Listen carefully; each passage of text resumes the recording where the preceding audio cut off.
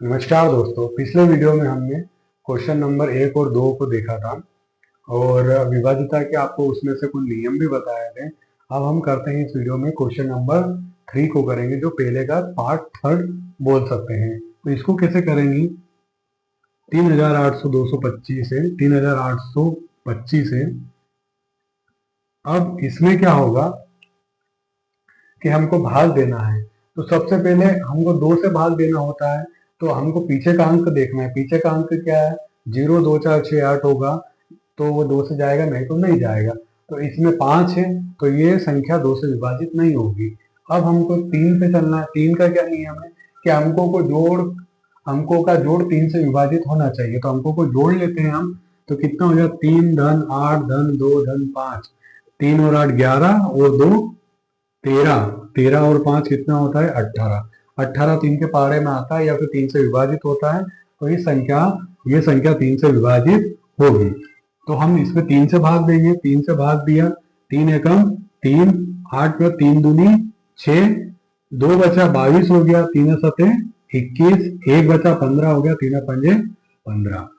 ठीक, अब वापिस किससे भाग देना है? इनके अंकों को जोड़ लीजिए। 1 और 2 3, 3 और 7 10, 10 और 5 15, 15 आ रहा है। 15 3 के पहाड़े में आता है, तो फिर हमको इसको 3 से भाग देंगे। 3 चौक 12, 3 दूनी 6, 7 में 6 का 1 बचा, 15 बचा, तो 3 पंजे 15। ठीक है, अब फिर अंकों को जोड़िए। 4 और 2 6, 6 और 5 क्या होता है? 11 होता है। 11 3 के पहाड़े में नहीं आता, इसलिए आप 3 से भाग नहीं देंगे। अब 3 के बाद किससे भाग देना है हमको?